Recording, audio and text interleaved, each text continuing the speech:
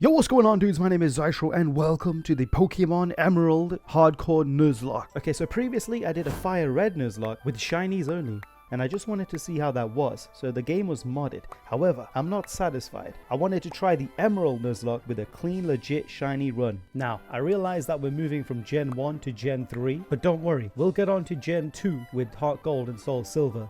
Maybe after this playthrough? I mean, there's a lot to Gen 2. You have to face Johto, you have the Indigo League, and then you have to face Kanto, and then Indigo League as well. And then you got Pokemon Trainer Red right at the end. And I want to do that a shiny only run as well. So that's going to take some thinking and strategic planning. But anyways, here we are with the Pokemon Emerald Nuzlocke shiny only. So let's go through the rules. We can only catch the first shiny Pokemon on a given route. No duplicates, so we can't use the same Pokemon even if I catch it on another route. If a Pokemon faints at any time during the battle, it's considered dead and I must release it or box it. We're not allowed any free switches, so I must put it on set mode. I'm not allowed to use any items during battle. That includes battle items, full restores, health potions, and full heals or revives. Held items by the Pokemon is just fine. And to keep things competitive, I'm not allowed to overtrain, as it's very easy in these games to overtrain and be slightly overpowered. So we have to stay lower than the gym leader's top Pokemon or the Elite Four Ace. And the final rule is all my Pokemon must be shinies and they must be caught legitly. So what does this mean? This means no glitches, no mods, no cheats, no nothing. It has to be completely within the game. So, as Professor Birch gives his introductory speech, let's go over how we're going to catch these shiny Pokemon legitimately. So Generation 3 is special, whereby shiny values are predetermined based on your secret ID and trainer ID. And if you know that information, you can plug that information into an app called Pokefinder, and then you can search for specific frames for the Pokemon you want to capture. Then we're going to use an app called Eon Timer, which is a glorified stopwatch. We will insert the frame into that timer, and it will give us a countdown of 6 beeps. At the end of the 6 beeps, we're going to press select on the Pokemon or sweet scent if it's in the wild. So we target the specific frame the shiny Pokemon appears on. Now we're not going to get these 100% of the time because it depends on your timing. These frames can be very hard to hit, but let's test this out and see how this run goes. Okay, I'm not going to tell you how to find your trainer's secret ID. You're going to have to find out on yourself. There's plenty of guides on YouTube. So, for our starter Pokemon, I don't know which one I'm going to choose yet. I'll probably go for any, to be honest. I mean, all the starters in Gen 3 are super cool. Okay, so I've got my Eon Timer set for the shiny frame that I want, and that's at 7115, because my Pokefinder says that I have a shiny, sassy Pokemon at this frame. So I wait for the 6 beeps, and I hit reset exactly the time the 6 beep hits. Then, I wait at the selection screen, and I wait again for the next 6 beeps. If I hit that frame exactly, I'll get the shiny Pokemon. I took about half an hour or so, but I finally got the shiny Mudkip. Why Mudkip? Probably because it is a water type and it evolves into a ground and water type. So it has a natural immunity to electric types. Yes, guys, you see that? That's the sassy type we wanted. The proof is in the pudding. You can even see the IVs. We got 31 in attack. How awesome is that? We need to nickname, and I decided to call this guy really simply Swampy. Alright, so the starting area was pretty straightforward. We met our dad, we met Wally, and also May, who's like a rival, but is kind of like an assistant. So now we move on to Rustboro City's gym leader, Roxanne. Wait, this is exactly the same as my first playthrough with Fire Red. We're versing a female Brock. Instead of Squizzy, the Squirtle, we got Swampy, the Mudkip. So this is going to be super easy. It's going to feel like a hot summer's day because I'm getting the water gun out. Oh guys, the vibe that I got from Gen 3 was so cool and refreshing. From the sounds to the color palette, I really like Gen 3. The only disappointing thing was that going from Gold and Silver to Gen 3, there was no day and night cycle. It was just daylight 24/7. What are your thoughts on Gen 3? Let me know in the comments below. And also, did you like the remakes? Or ass? Wait, how many items did she use on Nosepass? Well, doesn't matter. We got the stone badge and we hit level 16, which means it's my Mudkip's birthday and he evolves into a Moshtom. So then I had a special delivery quest that I needed to go on, and after having helped an old man find his seagull, the Wingle, I think his name was Pico, he gave me a ride all the way down to Dewford Town. I went through a little cave and handed in a letter to Steven, whoever that guy is. I don't know, he's some president's son or something. But hey, I took the deal because the president bribed me with an iWatch or something. Hey, you did the same thing as well, don't lie to me. So I kindly asked Mr. Briney to give me another lift, this time to Slateport City. But anyways, guys, this is all for a special purpose. Now I only have one Pokemon still, and that's the Marshtomp. So I need to capture more shiny Pokemon, and in order to do that, I need a helper Pokemon. Now this one is not included in my playthrough. I am specifically using it to capture the shinies. Don't worry, it's not going to be used in any of the battles. This Oddish is purely a tool. It's not slavery, I promise, I promise. Peter, don't even think about it. See, Oddish is no sweet scent, and that's the critical factor for this playthrough. So now I asked Mr. Briney to give me a lift, for free of course, all the way back to Dewford Town, so I can go inside the Granite Cave and hopefully catch an Abra. When you have an Oddish that knows Sweet Scent, there is a certain frame from when you hit Sweet Scent to the animation to the Pokemon loading. So you just add on the amount of frames onto your seed, and that will give you your timestamp. A long time passed, and I got a shiny Zubat. Now guys, here's a quick joke. What do you call a fast zombie? A zombie. And that's exactly what I call the Zubat. So if we have a look at the Poke Finder, I actually had 3 frames to choose from, and all of them were in close proximity, and they were all bashful with the same stats. So when it's like this, it's a lot easier to get a shiny frame.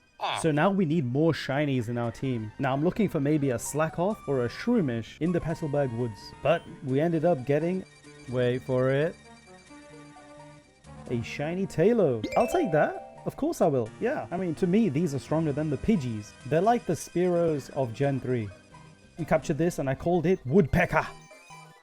So guys, there I was leveling up Woodpecker inside the forest because it's easy to peck all the bugs. And I wasn't even recording and I wasn't even shiny hunting, but we found a wild shiny Wurmple. What are the chances? Well, we know what the chances are, but still.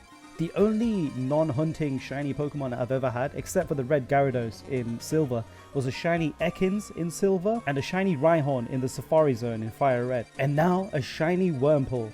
So I captured it. Of course I captured it.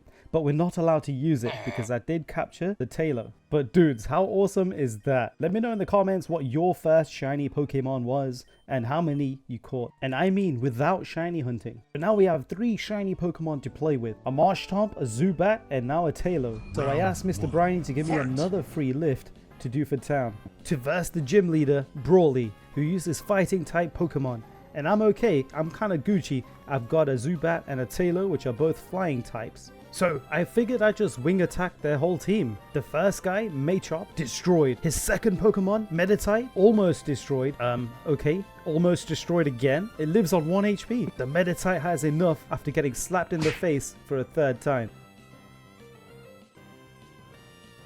So now the Makuhita comes out, the wing attack does not one-shot it, the Makuhita does a vital throw, and my Woodpecker dies. No way. It is a flying and normal type, so it doesn't necessarily have a resistance to fighting types. But F's in the chat. So then I chose Swampy, who did a mud shot and 2 water guns. And that was enough to take it out. Even then, it was very strong because of the bulk up. I mean, if it had a chance to do another bulk up, it would have wiped my whole team.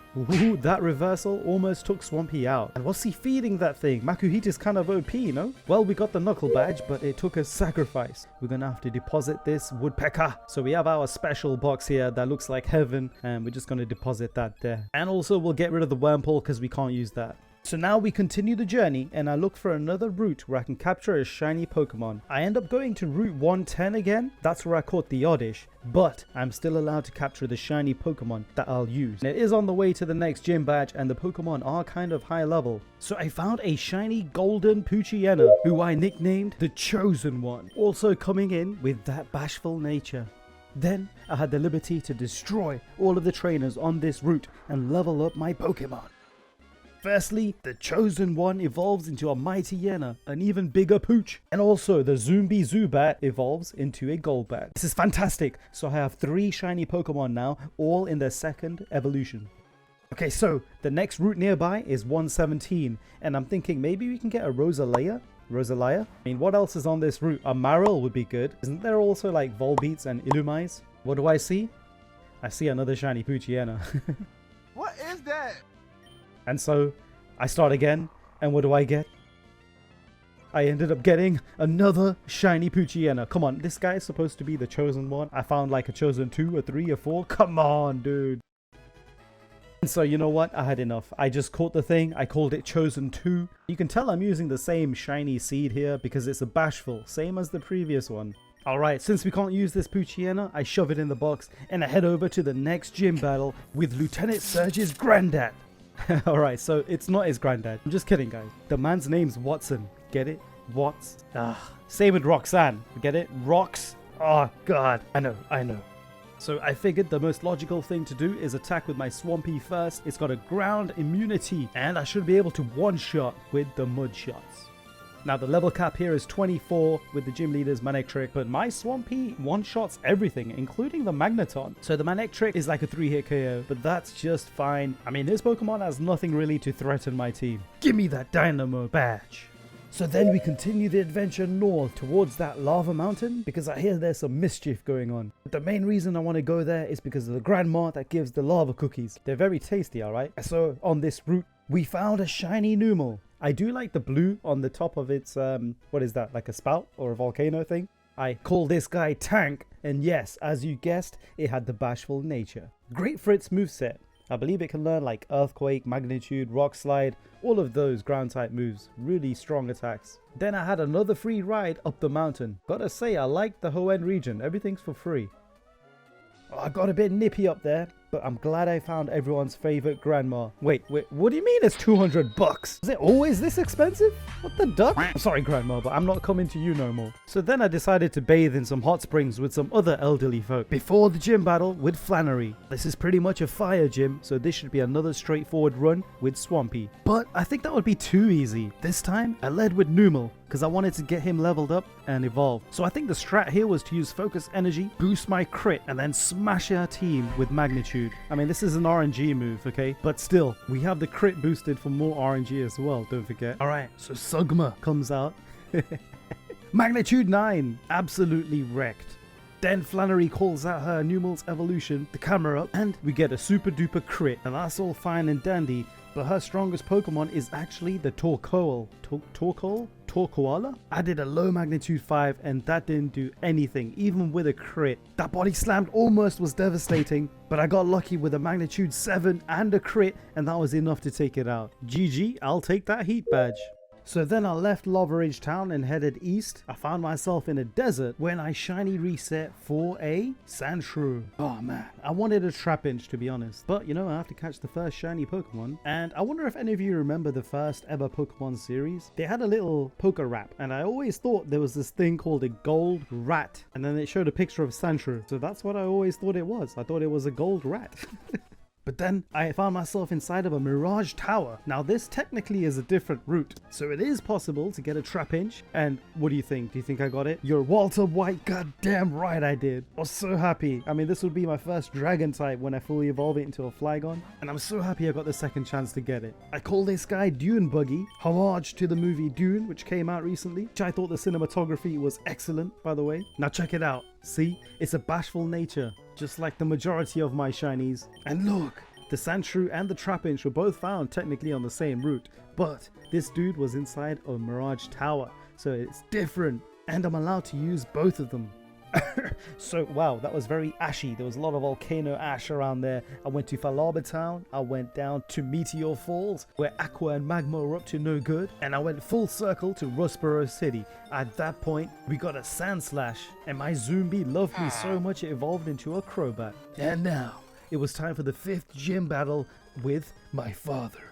Now the secret is in his name. His name is Norman, which means he uses normal type. Okay, I'll stop. And dude, this gym is actually pretty scary. I mean, it's got a Slacking, a Vigoroth. These are all very terrifying Pokemon. And not even the gym leader, even the trainers before him, they love to use battle items and they're pretty tough. Like this annoying Spinder, thankfully we got rid of it. Then the Vigoroth comes in. Now I'm 3 levels higher and he still outspeeds. Even after lowering its speed with a mud shot, it still outspeeds.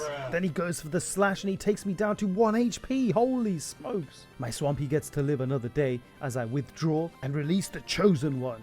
One of my tactics here was to lower its attack using Intimidate. I started off with Strength, but it didn't do anything. What I needed was some hacks, so I started using Bite, and it got flinched, which gave me a free turn to finish it with the Stab. And then one of his scariest Pokemon comes out, the Slacking. You know what a tank this thing is? It's like a Blissey. An advantage to me is that it loafs around every other turn.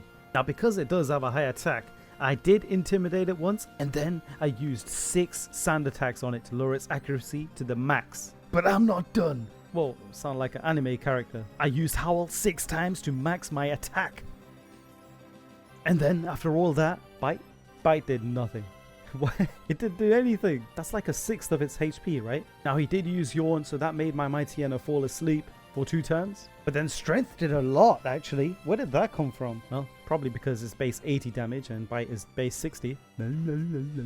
Well, we beat him and we got the balance badge. So now we can use Surf. And as I got to Morville Town, Watson was there and he asked me to check out the new Morville basement, which is full of electric types. I did want a shiny Magnemite, but I ended up finding a Voltorb. Have you ever listened to the Tron soundtrack? It's so cool with Daft Punk. So yeah, I call this guy Tron. So then I surfed my way over to the eastern parts of Hoenn. Now I'm in Route 119 and it started thundering and raining like mad. Then Tron evolved into an Electrode. Holy, look at that speed. So I was wondering why the weather was so out of whack. Apparently there's a weather institute doing some testing. Stupid Team Aqua were there and they were headed for Mount Pyre. Tank finally evolved into a Camerupt and I finally got my way to the next gym, and that's in 4 Tree City. Wait, I wonder if there's 4 trees in this. No, never mind.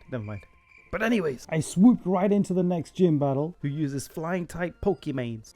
Her name is Winona because of the wind. Oh, okay, it's not me, guys. Come on, it's in the game, bro. It's been ever since Gen 1. So anyways, you saw the speed. My Electrode is insane. Like Zeus himself, he slapped a Thunderbolt down from the heavens. Okay, Altaria is another different ball game. I mean, Swablu evolves into this thing. It looks like cotton candy or something. So I switch out to Camerupt. It does a Dragon Dance, and the pain has already started. As expected, it outspeeds and does an Earthquake, which meant I had to switch out. So if you want a battle of speed, how's my Crobat? The Zombie.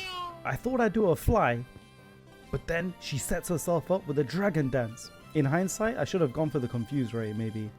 Hey, but it worked out in the end. Zombie finished it off with the second Fly. And then I thought the Tropius would be easy because it's a grass type, but my Fly missed. Okay, I have no idea why she used Sunny Day. It makes no sense, unless it has Solar Beam. But I didn't even give it a chance. That Fly attack ended up being a crit, so she sends out a Pelican, and now my Crobat's looking a little weak, so I switch out to the Tron. Easily dispatched with the Thunderbolt, 4 times weakness. Then the Skarmory comes out. I almost killed it with the Thunderbolt. Somehow, this guy had like a sturdy Hax or something. She tried so hard to keep her Skarmory alive. Potion after potion after potion, but it wasn't enough. Tron had Skarmory's number. So then I traveled to a ghostly mountain where I found myself surrounded by old people again. I started to think Hoenn was a retirement region. This old geezer started telling me a story. I said nope, and I walked away. Ain't nobody got time for that. But I defeated so many Aqua and Magma Grunts that my Swampy finally evolved into a Swampy. The next battle is in Moss Deep City. Now this is up against a pair of creepy psychic twins. Now this is the first time Pokemon introduced a double gym battle. So here we go, Mightyena with the initial Intimidate and Swampy for the Surf or the Blizzard, so I can attack both my opponents simultaneously. That Earthquake is pretty scary. I get an amazing Freeze Hacks on the Claydol. The Xatu used another Calm Mind, and the Bite still couldn't take it out. And if you thought that was bad luck, the Claydol got out of the Freeze Hacks on the first turn. So the Xatu got a free HP boost. Thankfully I managed to knock out the Claydol. Now I know Swampert's special attack isn't that great compared to the attack, but what is that damage, dude? I don't know, maybe this isn't the right battle for Swampy. She is a little slow, so she got outsped by the Xatu, which has 2 Calm Mind boosts. So that Psychic and the crit made my Swampy die. Then the Soul Rock took in some sunlight and I got scared, which means a Solar Beam is on its way, and that might one-shot one of my dudes. But hey, I've been trying to take out this Xatu before it sweeps my entire team. And this cheeky parrot lives on 1 HP and paralyzes my Electrode. Well, that's a weird one to say. Paralyzed parrot. Imagine if you can't say ours, it'll be power-wise power. But guys, the chosen one made the Soul Rock flinch. We escaped that one, seriously. So unsurprisingly, the Xatu got healed up to full HP again, but his speed is reduced by 50%, which is good. So you may be wondering why I brought out a poison type Crobat in front of psychic types. You know what? I'm in the same boat as you. I have no idea why I brought this guy out, but thankfully it knows Giga Drain. Gives it a little bit more bulk, and it is super effective against the Solrock. Okay, never mind. Yeah, I lost 2 Pokemon to the gym leader. It wasn't their fight, to be honest. Just wasn't their fight. Where's my copium? Okay, I don't know if that was a good thing or a bad thing, but they used Hyper Potion on the Solrock instead. That allowed me to take out the Xatu. So now my opponents are literally the Sun and the Moon.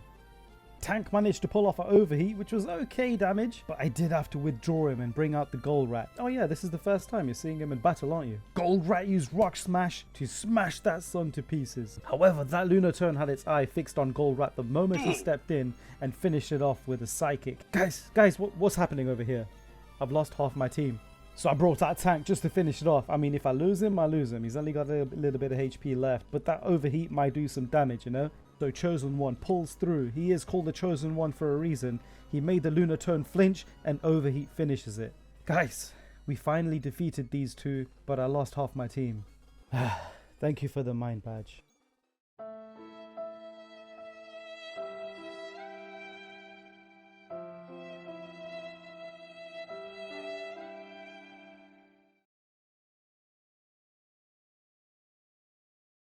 Okay, it's time to regroup. Sure, we lost our starter, Swampy. Sure, we lost our first 3rd evolution, Crobat. And sure, we lost the Golrat. Yes, and so I put all 3 of these guys into the F box, which means we are now unable to use these 3 in the run going forward. F to pay respects. Don't worry guys, I'll do this for you. However, we still have the Dune Buggy in the box, and now we just need 2 more. I need to get another water type, so I ended up fishing for a shiny. You can get good fishing timings, so same thing with waiting on the timer just after it says a fish is on the hook. Now I wanted to get a shiny Feebas and get a Milotic. That would have been most ideal, but I ended up getting a shiny Carvana. I really like the shiny Carvana, and I've never actually used it in battle.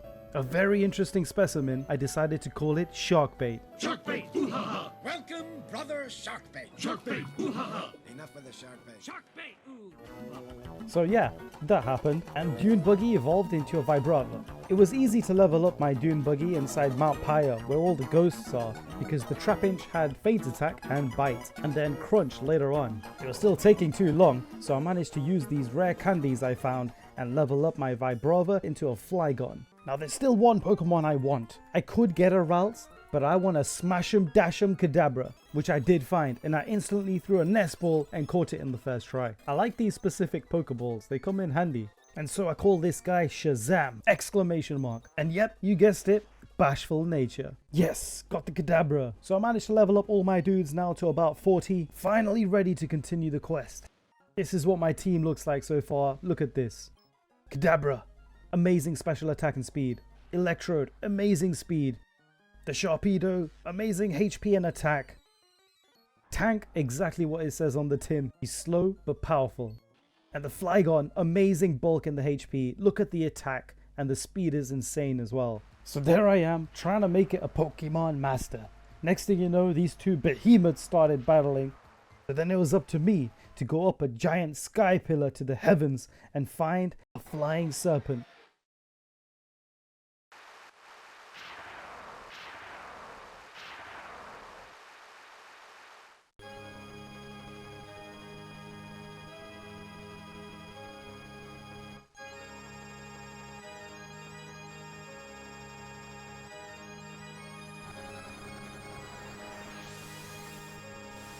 This creature came out of nowhere, from the heavens, and told these punk ass Pokemon to get back where they came from.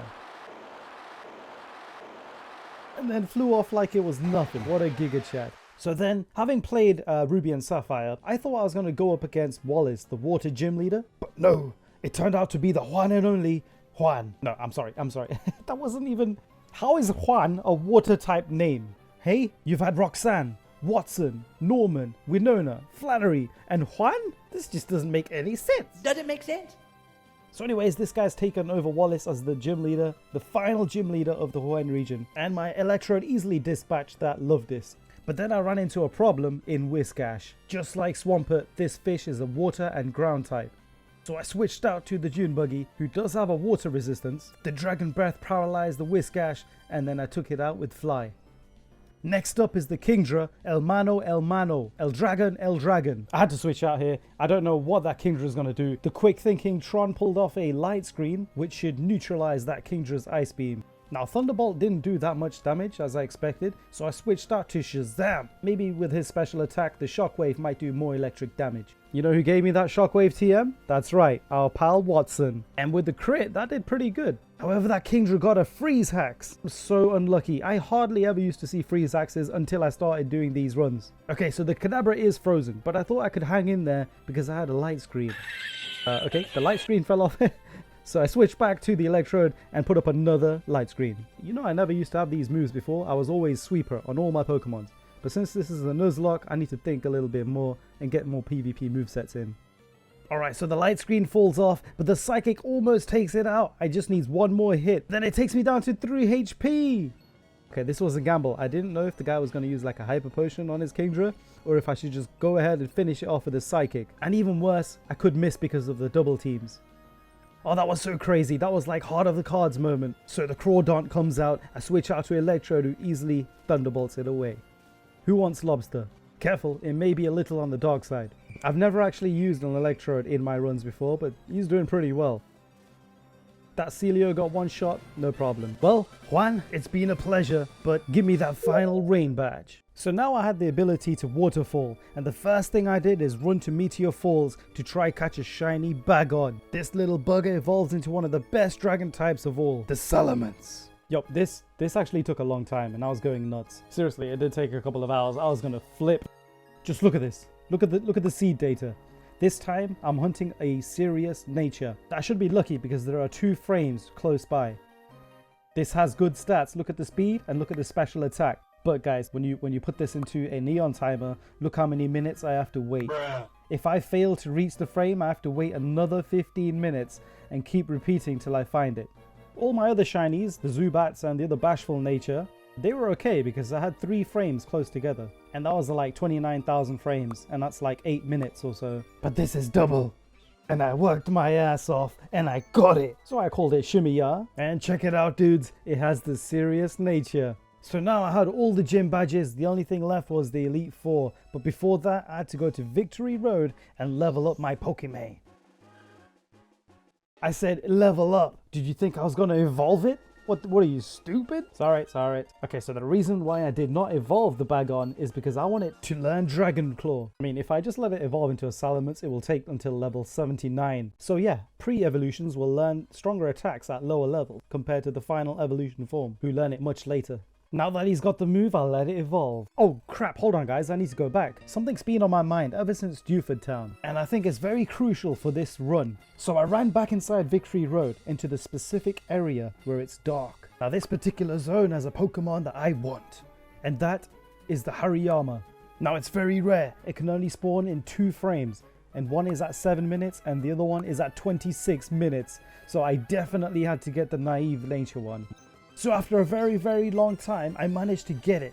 I called him Joe for Samoa Joe. Guys, look at the nature. Look at the nature. He's the nature boy. So, you know, I got a couple of levelings to do. And what did I do? I faced off against a ton of Poochyenas. Literal EV god. Look at this. Attack 29 points. And for the next one, 19 points in HP. So guys, here we go. The Pokemon League is here. And these are the 6 Pokemon we're gonna use. Yes, that's right. I decided to put the Mightyena and the Gligon in the box. And so, the first Elite Four member, Sydney, uses Dark-type Pokemon. I know from past experience that he uses a Mightyena to start, which has Intimidate. So I'm gonna also lead with my Intimidate lead, Shimiya. And then I can safely switch back out, bring out the Hariyama, and start sweeping. I used a cheeky fake out, followed by a cheeky bulk up, which nullified the Mightyena's double edge. And I made him hold a shell bell, so he can heal a little bit every time he hits. Then it was just a case of brick breaking his entire team. See, this is why he's brought in for the Elite Four. Absol, dead. Cacturne, dead. Ladies and gentlemen, let's give a round of applause. This is the Hariyama. So bulky, so strong with the attack. And I also realized Joe is female. Well, Joe does apply to both. And that's GG. The first Elite Four members down. Next up is Creepy Phoebe, who uses Ghost-type Pokemon. I'm using Shimiya because I do have a crunch. The aggression from Shimiya just beat the Dusclops, who was just protecting the whole time. Now again, from experience, I know the Dusclops has Ice Beam, so I switched it out to the Shark Bait. Hoo-ha-ha. And you know Shark Bait, he's got the jaws and he can crunch as well. So that's 2 Dusclops down. She sends out a Banette, but this ghost also gets chomped to pieces. I mean, has anyone tried to bite a ghost? I mean, what? What if you have dark teeth? Does that help? So anyways, she sends out the Sableye. Sableye. Anyways, this has no weaknesses in the game whatsoever. So the only thing to do was to beat it with a tough Pokemon, and I used the Shimmy-Ya. She sends out her final Banette, but that gets taken out easily. And you know what? She only used the Ice Beam and the Earthquake on me. Only 2 moves. Only Sharpedo was affected. Well, this was unexpected. It was easier than I thought. GG, and let's move on to the 3rd Elite Four member. The 3rd Elite Four member is Glacier. See, this name makes sense. What kind of name was Juan? Sorry to all the Juans out there. I mean no disrespect. But you see where I'm coming from, right? I mean, is there any other names that they could have used for water? There should be loads, right? I mean, look, you got Misty. You got Wallace, I guess, is water type. I mean, Brooke, if it was a girl. Fisher, if it's a dude. But that's a bit fisherman-y, you know? Not really for a gym leader, you know. Oh, what about Rainer? Attack on Titan, anyone? Alright, so anyways, this one is another Joe special. Easily took out the Celio and the Glalie, and now this second Celio. I thought she was going to heal up, so I used Bulk Up. Thankfully, the Blizzard missed. She sends out a second Glalie, and Joe turns him into a slush puppy. Alright, so my Joe's a little bit low on health, so I decided to switch out. Even though I had the Bulk Up boost, Walrein would be too powerful, but I didn't know who I could switch into that could tank it. I didn't know its move pool, so I don't know what to expect. I thought I'd risk it with the Shimmy-Ya, even though it's Dragon vs Ice. I was very fortunate it used the Surf, my stupid ass. I switched it back to a safer switch, and that's the Shark Bait. And then it used an Ice Beam. What? That is so close. I narrowly missed death for Shimmy-Ya. So I figured I'd do a Crunch. It's slightly stronger than Slash, and I do have a Stab, but it wasn't doing enough damage to the Walrein. Shark Bait is looking kind of slim, so I switch out to Tron, who could hopefully zap it. The Walrein got paralyzed by the static, and Thunderbolt takes it out. Woo! That got a bit tricky towards the end. That Walrein is pretty tough. But GG, time for the final Elite Four member. So the final Elite Four member is Drake. Yeah, see, that's a solid dragon type name. Okay, so we're going on dragon. So check it out, this is absolutely incredible. Since there's no fairy types in Gen 3, dragons have only got a weakness to dragons and ice. So as soon as I break through this Shelgon's shield, Shimmy-Ya is gonna shred every single one of these dragons with Dragon Claw. Shh. Yeah, that's right, there's a lot of shush in that sentence. That Shelgon, Altaria, and Flygon all succumb to my Shalamanche. Alright, so Drake sends out his Salamence, and he intimidated mine. Oh man, but at this point I was trying to figure out if Dragon Claw was physical or special. But I think it's special because it's Gen 3 still. I decided to go for it, and he did the exact same thing to me. And I managed to take it out. Okay, so the final Pokemon is now a Kingdra. Now, I got a little bit cheeky here because I decided to stay in. Dragon Claw doesn't finish it off, goes into red, and they use a Body Slam. Out of every single move, it could have done a Dragon type, it could have done an Ice Beam, I think. I need to check the moves list, but that was really stupid by me. I shouldn't have kept him in there. I mean, what if it did a Dragon Dance? It would probably outspeed my Salamence. I did another Dragon Claw. Drake used another potion. It's neck and neck. Both Pokemon are down to red. Who's the best dragon? Who's the daddy? And I managed to take it out and win the game. A solo sweep by Shimmy-Ya. And now we face the final challenge, the regional champ of Hoenn, Champion Wallace. And remember, he used to be the 8th gym leader before Juan, but now he's got promoted to the champion. Okay, so Wallace uses water types, so I led with an Electrode, who started things off with an explosion of thunder. I knew he was going to heal, so I used a light screen, which makes me so bulky against his special attacks. And then we take it out. Next up is Gyarados, one of my favorite water types in Gen 1 and overall. However, it's got a 4 times weakness to my lightning, easy clap. Oh no, another Whiskash. The same thing happened with Juan. No, it's a ground type, so I used Shimmy-Ya, who's a flying dragon, which made Earthquake miss. Okay, so this battle was really funny. So I started off with a Dragon Claw, and then the enemy used Surf.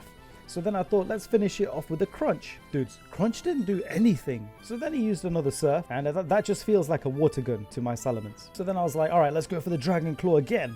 But I had no PP for the move. So really, the only thing I could do was Headbutt or Crunch. And then out of nowhere, it uses an I was gonna say RKO. It used the Hyper Beam, but the Salamence survives. The Whiscash was on its last legs. Well, it doesn't have legs, but you know what I mean. And we take it out. Next up is the Tentacruel, so I decide to bring out Tron. The poor thing instantly gets drowned in sludge, and that was a crit, and Tron lives on 2 HP. 2? Holy, what survival instincts. But you know what? I thought I could finish it in one hit, but it turns out Tentacruel has really good special defense. And yeah, I lost Tron to the Tentacruel. But that sacrifice allowed Shazam to finish it off with a super effective Psychic. Next up is Ludicolo. It's like Ludicrous Piccolo. Hey, is that a sombrero? I have no idea why I use Reflect. I mean, his opponent is basically special attacks, right? So the Ludicolo starts using Double Team, and then I start setting up with Calm Mind. So I get off 5 Calm Minds. And then I pull up another Reflect just for jokes, and I finally got the 6th Calm Mind up. So special attack and special defense are maxed out. So this was 200 IQ play. Check this out.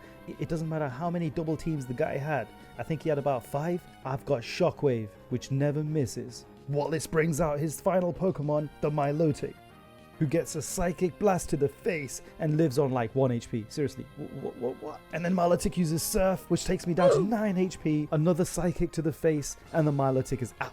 Which means I am now the Pokemon League champion of the Hoenn region. Check it out, guys. I didn't even use the camera up, but for the rest of the selection of the team, they were amazing. They could sweep entire teams. I had a lot of fun playing this shiny-only Emerald Nuzlocke. It was so rewarding to get the shinies as they're 100% legit. Guys, there was a lot of editing involved here. It's absolutely crazy.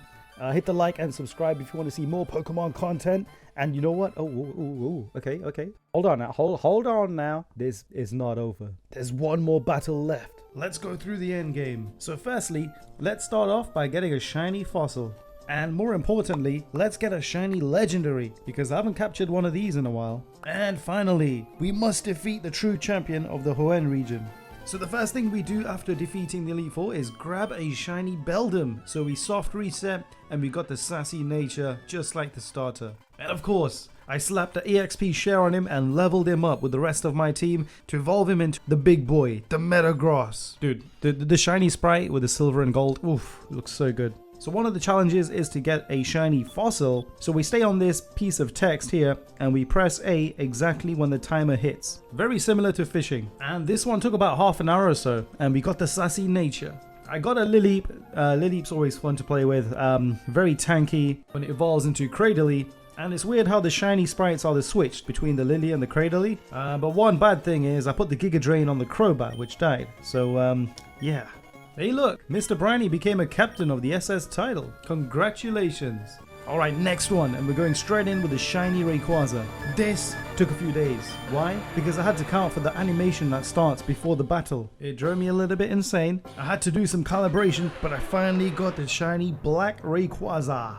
Let's just leave that there. Let's appreciate the shiny black Rayquaza for a second. Really nice shiny sprite. This is going to be an epic battle. I first send in Samoa Joe. Actually, nah, Master Ball. Hey, don't judge me, guys. I've not used a Master Ball since Pokemon Blue, like when I caught the Mewtwo, and that's it.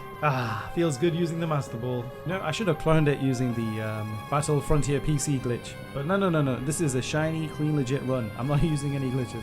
Alright, so we're going to call this guy, well, he's basically black, right? Whoa. I mean, Black Thunder. So we're going to call this guy Blunder.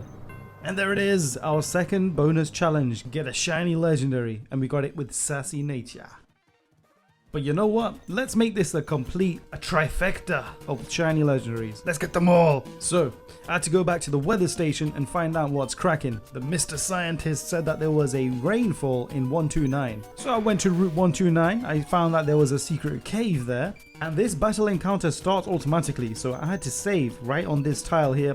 And then once the timer is up, I press the up button to start the battle. And then I had to account for the additional frames for the animation at the start again. Now this was made easier because I figured it out while battling the Rayquaza. I think the shiny Kyogre took about 16 attempts, I think.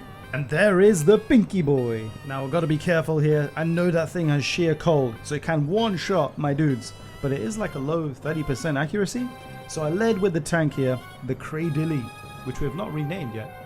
Cradily is holding leftovers, and I used Amnesia twice to get a good special defense boost. You know what? I wanted to capture it with a netball, because I think it looked pretty cool, and I'm pretty sure the chances of using a netball on the water side is much better than an ultra ball. So I only had 3 netballs, and I managed to catch it on the last one. Oh my god. I did have some ultra balls, but I did really want to catch it with a netball.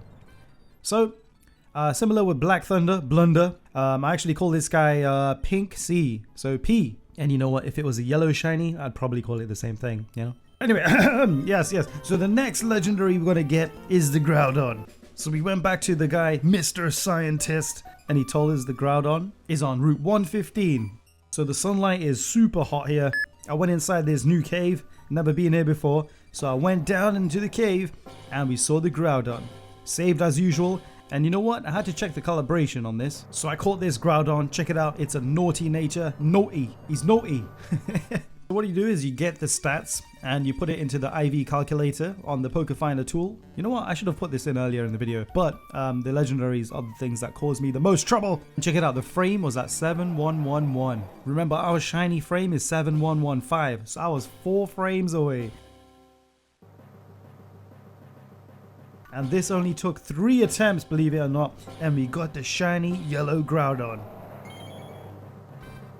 Okay, so the Groudon battle. This guy can also use Fissure, which is a 1-hit KO. So for this one, I used the Rayquaza because I wanted to get rid of the sunlight, see what happens, and it didn't work. Well, it kind of worked. I mean, the Solar Beam did turn out to be a 2-turn move instead of 1, which is great. The sunlight is probably just visual effects from being a special encounter. So the Rayquaza used a couple of flies, got it down to red, and I threw an Ultra Ball and caught it on the first one. What'd you know? And I nicknamed this guy Dread for Judge Dread, and mixed with Drought and Red. I mean, I could have done Jello for Drought and Yellow, but I don't know. Dread sounds a bit cooler. And that, ladies and gentlemen, is the bonus challenge number 2 complete. We got all 3 legendary shinies. And this is pretty interesting. In Emerald, you can get the second fossil. I got the root fossil, but I can also get the claw fossil from the Pokemaniac's cave. So that was a real treat. I got the shiny Anorith as well, just so we complete that challenge fully. And so I went back to the name rater, called the Cradily Roots, and we called the new Anorith Claws. No, not that claws, this claws. Yeah. So now we approach the final challenge. We've come a long way in Pokemon Emerald. We've caught many fantastic, shiny creatures, and we've lost a couple of friends on the way. Now with this battle, it will end. I was in Meteor Falls when I saw this dude staring at the wall for some reason. The shiny silver hair gave it away, and he told me to expect a serious challenge and to expect the worst. We go up against Pokemon trainer Steven Stone, who leads with a Skarmory. I led with my Shimmy Shimmy Ya. The Skarmory used some spikes and I finished it off with a flamethrower. Next up is a Claydol, so I switch out to Shark Bait and I use a Surf. The Claydol uses an Earthquake, which takes me down to red, and another Surf takes it out. The Aggron comes in and I take it out with a super effective Surf. That's the end of that chapter. 3 Pokemon down. This is off to a good start. Now for the Cradily, I switched out to Metagross, used a 9 defense to pump up my defense, and then a Meteor Mash to smash that rock grass type in 1 hit. Next up is Steven's Metagross. I thought I could perhaps handle it with an Iron Defense and then Meteor Mash, but I didn't do enough damage. His Earthquake was kind of strong, so I had to switch out. I brought in the Salaman's Shimmy Ya, and the Metagross couldn't handle the heat.